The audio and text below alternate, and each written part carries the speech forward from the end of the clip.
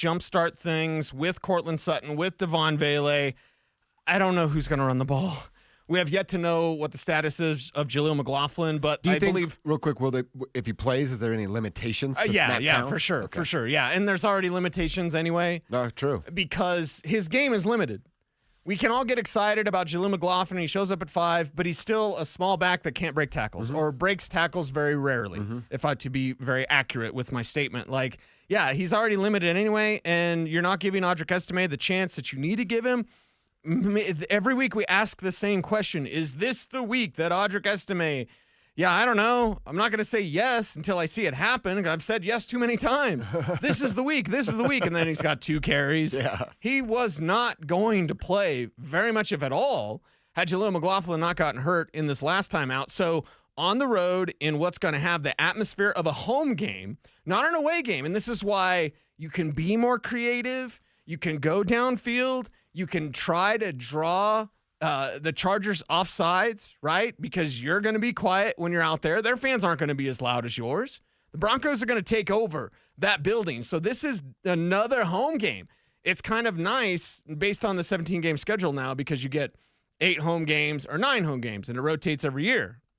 Yeah, you kind of get 9 anyway because you're playing in L.A. where Broncos country is going to show up. So show off for those guys and have a better plan from the jump. And to me, that's getting Court and Vele both involved early. Yeah, the running, it's running back roulette. None of us know. We're not going to know. Even when we think we're seeing, and it's not really been like, oh, there's the hot hand, go to him, Sean. It's more of like, hey, that's not the hot hand, go away from him, Sean. Yes. And he doesn't do that in time either. So It is running back roulette. It is about Devon Vele. It is about Cortland Sutton getting going. It's about Bo Nix not making an early mistake and then the defense having to pick him up with short field. With the short field on the other side for the Chargers. The Chargers offense isn't very good, right? I know they have Justin Herbert, and I do believe he's a top-tier quarterback, but he doesn't have enough help around him.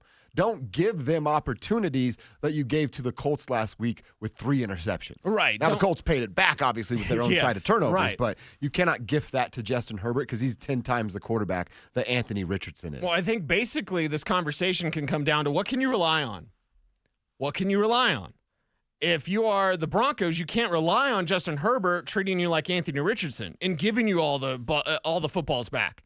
If you are the Broncos, you can rely on Cortland Sutton. You can, if you go to him more, rely on Devon Vele, catches most everything thrown his way. And I believe you can rely on Bo Nix having a bounce-back game. That's one of the largest things. I feel almost full confidence. You asked me yesterday, like, where's your panic level with Bo Nix? And I was like, 1, basically. But I'm at, 7, 8, 9, 10, whatever. Call me a homer. I don't really care. I just believe Bo Nix can play at a high level. And not only that, I believe Bo Nix can kind of slough off a bad game and then go out there and have a good game. Maybe the best game of his rookie season. He could go from the worst game of his rookie season, where he still threw 3 touchdowns, to the best game of his rookie season, where he throws 5 touchdowns. Whatever what's the number, Kev? Like that could happen against this team, especially because you're not going to run the ball. So your scoring opportunities are most likely going to come through the air. They're most likely going to come in the form of a Marvin Mims big play. This is a play your hits game. Marvin Mims is a hit. No doubt. Cortland Sutton is a hit. I think Devon Vele, if they go to him. We had Andrew Mason on earlier. He said, Vele's got a catch this month. It was the one, remember it was the Browns and he falls at the 1 yard line? Everybody's like, roll in, and he didn't do it. Right. But play your hits. Your running backs aren't a hit. But play your hits, which are your featured receivers, including Mims, Vele, and of course, Cortland Sutton. Yep, that's exactly right. You got to play the hits, trust in your defense. Don't get burned down the field. Now, they don't have – even the Colts wide receivers are light years ahead of what the Chargers have. And I know Ladd McConkey's over there, but they had Pierce, Downs, and Pittman to deal with. It's basically just Ladd McConkey over there. Yeah, and we're watching the injury report to see, is Riley Moss going to play? We'll know more about that tomorrow as much as we possibly can, which won't be very much. But how much better do you feel about Chris Abrams' reign now? He's actually seeing it. Exactly. He's not Riley, but the drop-off is not Levi Wallace level either. Okay, I noticed you have avoided my rely question on Bo Nix, so let's put a pin in that one. I'll get back to it, yeah. But isn't now Chris Abrams' drain, and it's weird to say this about a rookie who's played a game, but isn't it now you can rely on him? You're kind of forced to, and I don't think Riley Moss is going to play. Let's just get there. I'm with you. But Chris Abrams drain, you have to have, it's like a ledger. You have to have your assets. Chris Abrams drain is an asset. And I'm putting him in that category of like, yeah, it's only one start, but in that one start, he was outstanding. And another great pick from George Payton. So who can you rely on? I'm putting KAD on that side of the ledger. Yeah. I can rely on him. I can rely on Bo Nix. I can rely on those receivers. There's other defenders. Obviously, PS2 leads that. Yeah, I rely on him. Yeah, I rely on him a lot. And it looks like he's going to play, right? No limp and all that kind of stuff. Full participant on the walkthrough practice report. But yeah, KAD, I'm putting the kid on that side. I can rely on him. And in this type of game against a tough opponent that's playing 3 games in 11 days, you've got to go to the guys you can rely on. Yeah, and I mean, it's with Chris Abrams drain, there is still a lot of unknown. But I feel like there's a lot of known with a Damari Mathis, and it's stuff that I don't want to know anymore, right? Like, Damari leaves a lot to be desired. Is he a good depth piece? Like, hey, break glass in case of emergency? All right, I'm down with that. But, yeah, I want 31 on the field over 27 every single time. If Levi Wallace plays, are you going to be okay with that? He was inactive this last time out against the Colts. No, I think he should be inactive again. And I said this to you when we were sitting there and found out that he became inactive. That tells me that Vance Joseph's game plan was good enough. Sean thought so, Vance thought so, and Levi did not perform. Well, then what it tells me is the communication was bad. Oh, that might be too. And maybe that's where... But is that on Levi? Perhaps not. Perhaps not, because a young player like a Chris Abrams, Levi Wallace, a veteran. I don't need to tell him anything. Oh, God, I didn't tell him. I should have told him. I see. But with Chris Abrams drain, you're like, okay, kid, watch out for this kid, watch out for this. PS2 called the trick play. Did you see the sideline footage? Oh, yeah, with him PS2 talking. was mic'd up, and when Nick Bonito got the pick, or the fumble recovery, whatever you got to call it, and he's like, oh, my God. Oh, my God. Oh, my God. He called it, though, on the sidelines. Hey, guys, fellas, watch out for the trick play. And then it happened. And then it was pick 6 for Nick Bonito, whatever we call it. Yeah. Like, that was amazing. So maybe with a young player out there, it kind of elevates everyone mentally to be like, all right, we got to tell the young kid, okay, watch out for this kid. Because whatever they did with Chris Abrams' drain, it worked. So I can rely on him as well. They actually highlighted this on ESPN this morning when I was doing some yoga and watching. It was A.D. Mitchell, right? Was the Colts player that threw that back the other way. Yeah. They highlighted him. He turns the ball. He gets the laces in his hands. And that's what gave Bonito the extra little half second to get into the passing lane the way that he did. If A.D. just throws it over upon, catching the ball, who knows what that play is? Right. Who knows what that turns into and what the game looks like? Because A.D. Mitchell, man, thanks for executing the play. Really worked out well for the Broncos. Well, and again, back to the rely on. What can you rely on? You can't rely on a Jonathan Taylor fumble at the goal line. You cannot rely on that. You cannot rely on 3 interceptions. If Herbert throws 1 interception, I'll be surprised. Not 3. So you can't rely on a bunch of picks coming from Justin Herbert. He's thrown 2 the entire year. You can't rely on any sort of trick play that doesn't work. It's Jim Harbaugh. Harbaugh's got some dialed up. We've seen it before in years past. So does his brother John with Baltimore. But they're going to play you straight up. They're going to run the ball. They're going to do some slants, some drags with Ladd McConkey. Like, it's super simple, but it's effective because you've got Herbert back there dealing.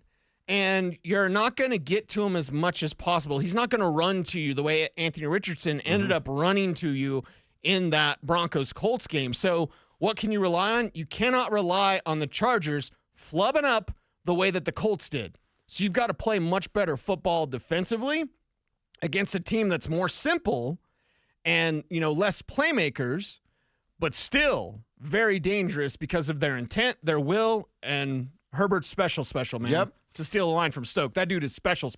And what I will rely on, going back to the Bo Nix thing, is that he's not going to throw 3 interceptions in this game. That he's going to be... You can rely on that. I can rely on that. Okay. Bo's not going to have back-to-back bad games. He's not going to. I mean, he doesn't make... I guess he kind of did that in the Colts game, but multiple mistakes being made on the same level, the same mistake being made over and over and over, that's not who Bo Nix is. Now, was he short on a couple of those throws? Could Cortland have been better? Yes. Was he not seeing the field? All that stuff that we talked about on Monday still stands to be true, but he's not going to be that same guy. That's just not who Bo is. That's not who Sean's going to let him be with some of the play calling and game plan that he has for him. So what I can rely on with Bo is that he's not going to be as bad as he was against the Colts. And I can rely on Chris Abrams-Drain in that secondary, but Mace kind of concerned me a little bit when he's talking about John Franklin Myers. Like, remember how they were without Zach Allen? I was like, oh, God. Yeah, it was terrifying. You're already out of the fantasy playoffs, and I'm not recommending Gus Edwards as anything more than a what-the-heck flex, but, like, they don't run well without J.K. Dobbins, but if you don't have JFM, you add JFM via trade in the offseason, you're like, okay, you can get interior pressure, which makes every quarterback look mortal. He's actually been a really breath of fresh air as a run defender. You got Malcolm Roach as the run defender, but he's actually gotten interior pressure as a pass rusher. So you're like, Roach is doing both. JFM is doing both. DJ Jones has his own injury to deal with, and he's a little bit banged up. So it's like, all right, defensive line-wise, don't let Gus Edwards get started, because if you do, then Herbert's just more dangerous. Then play action becomes more involved. That's exactly what I was going to say. If they can't run the ball, they become one-dimensional, and then you've got them. And that's where you need them if you are the Denver Broncos. So the JFM, John Franklin Myers, let's watch the injury report. You mentioned it earlier. He's a veteran. He doesn't need to practice. He could practice not at all and then still play. That's the type of player he is, but it is maybe I'm a little more concerned now. I'm glad you said it, though, about the play action thing, because that's exactly where I was going to go of like, all right, you get the running game going. I know it's Ladd McConkey and then just a bunch of Jags, right? Just a guy out there for Justin Herbert to throw the football to. Are they more athletic and better than me at football? Absolutely. 1,000%. But as far as the NFL landscape goes, there's nothing that you're going to write home and text your buddies about. Like, yo, you see this play. But they get that running game going. And if it is, hey, we don't want Ladd McConkey with Pat Surtain. We're going to bring Ladd McConkey over here in some motion, and Chris Abrams-Drain is over there. Then we're going to hit the play action and see how closely the rookie's paying attention.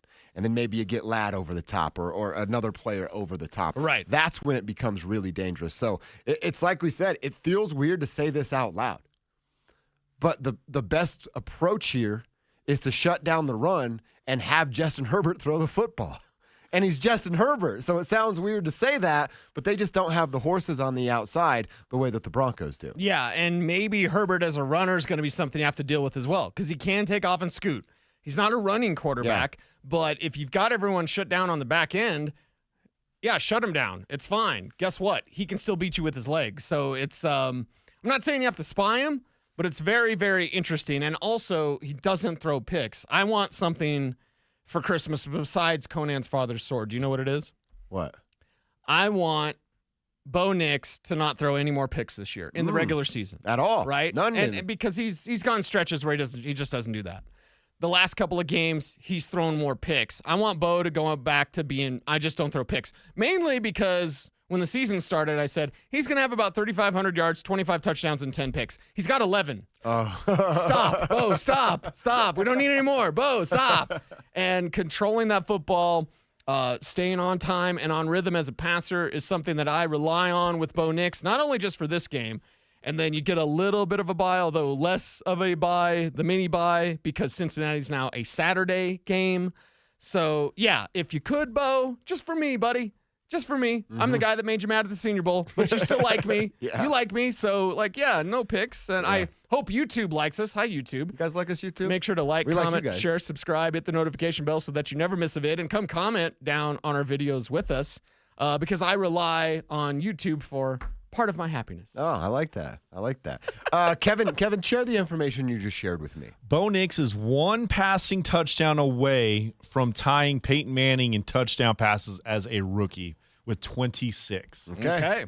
And the same year, it was 28 INTs for Peyton, which he hates talking about, but it was the rookie record. That was really 18. 10 of them were not Peyton Manning's fault. Okay, I went back and I literally charted them all. So really? Peyton, it's not 28, it's 18. See, this is why Kev's got your back. This is why I love Kev, because we have Kev's back. If you're against Kev, you're against us. We're going to fight. It's on. It might happen. But, if you're against Kev, because here's the thing, Kev will eternally have your back. Yeah. You're like Chewbacca, except now you don't understand that reference because it's Star Wars. No, the guy's whatever, right? That's pretty good. Kev's like our Chewbacca, man. He's forever. He's got a life debt. He's always got our back. He's Kev's always a got foxhole Peyton. guy. Oh, yeah, for sure. Big 1,000%. Oh, yeah. Yeah. Mm-hmm. Yeah, it's just as long as that foxhole's not up in Thornton, I'll be in it too. But if it's in Thornton, I'm out. There's a lot of holes up north. You're not wrong about that. Well, leave that one alone. I love this text. I wish you put your name on it and I give you a shout out here on the show. It's the Chargers. You can absolutely rely on them screwing something up. Might not be the same way the Colts did, right? But yeah, you can rely on Okay, it. Nice Chargers going to nice charge 7-0. her. Yeah, Chargers going to charge her, but I just don't think you should go in. Again, you were gifted the Jonathan Taylor play.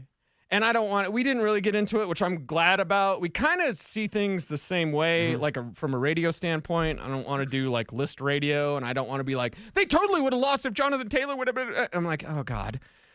It's football.